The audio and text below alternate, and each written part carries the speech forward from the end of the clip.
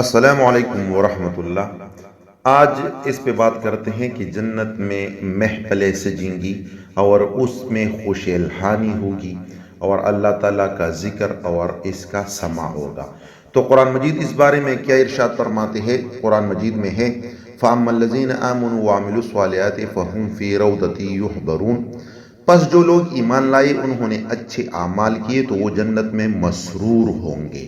حضرت یحییٰ بن ابی کثیر رحمہ اللہ فی روضۃ یحبرون کی تفسیر جنت میں سما سے کرتے ہیں، یعنی اس میں لوگ سنیں گے ایک دوسرے کو۔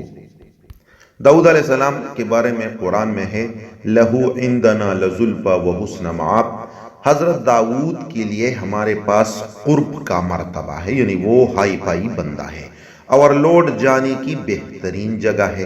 اس آیت کی تفسیر میں حضرت مالک بن دینار رحمہ اللہ فرماتے ہیں قیامت کے دن حضرت داؤد علیہ السلام کو عرش کے پائے کے پاس کھڑا کیا جائے گا اور ان کو حکم دیا جائے گا کہ اے داؤد، اس حسین اور نرم و نازک آواز میں میری بزرگی بیان کرو جس طرح سے دنیا میں بیان کیا کرتے تھے۔ وہ عرض کریں گے اے رب، کیسے حمد کروں، آپ نے تو میری خوش الحانی واپس لے لی ہے۔ تو اللہ تعالیٰ فرمائیں گے میں اس کو آج پھر واپس کرتا ہوں۔ چنانچہ حضرت داؤد علیہ السلام ایسی آواز کے ساتھ حمد ادا کریں گے کہ جنت کے نعمتوں کو بھی بلا دیں گے۔ یہ حدیث حکیم، ترمذی، ابن ابی دنیا، ہدی الارواح، ان سب کتابوں میں موجود ہے۔ اس طرح حضرت سعید بن جبیر رحمہ اللہ فرماتے ہیں کہ حضرت ابن عباس نے فرمایا تم ہم سے سوال کرو، کیونکہ تم ہم سے کسی ایسی چیز کا سوال نہیں کرو گے مگر ہم نے اس کے بارے میں پوچھ رکھا ہے، مطلب ہمیں آلریڈی پتہ ہوتا ہے، اس لیے آپ لوگ پوچھا کرے۔ تو ایک شخص نے عرض کیا کیا جنت میں نغمہ سرائی ہوگی؟ آپ نے فرمایا کستوری کی کوزے ہوں گے جس کے پاس لڑکیاں ہوں گی جو اللہ تعالی عز و جل کی ایسی آواز میں بزرگی بیان کریں گی کہ ان کی مثل کانوں نے کبھی نہیں سنی ہوگی۔ حدیث ہے البعث والنشور کی۔ اسی طرح حضرت ابو ہریرہ رضی اللہ تعالیٰ عنہ فرماتے ہیں کہ ایک شخص نے عرض کیا یا رسول اللہ، کیا جنت میں گیت ہوگا؟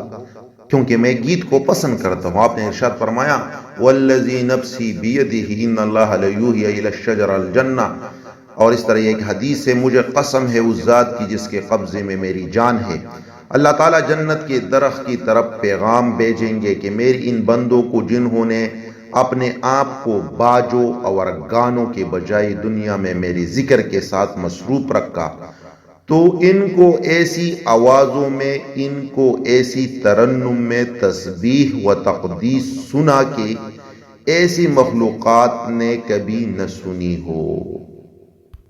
یعنی اللہ اس کو آرڈر کریں گے کہ ایسی انداز سے اور ترنم سے اور آوازوں سے تسبیح و تقدیس سنا کہ اس جیسی مخلوقات نے کبھی نہ سنی ہو۔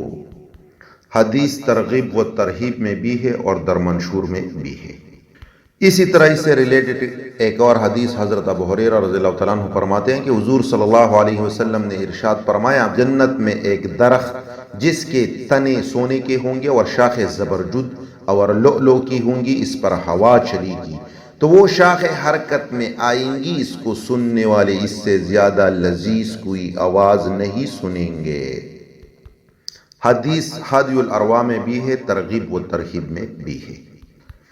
اسی سے ریلیٹڈ ایک اور حدیث حضرت ابن عباس رضی اللہ تعالیٰ عنہ فرماتے ہیں کہ جنت میں ایک درخت ہے اور یہ جنت درخت اتنی بڑی ہے کہ اگر ایک تیز رفتار سوار اس کے سائے میں 100 سال چلے تو اس کا فاصلہ طے ہو جائے۔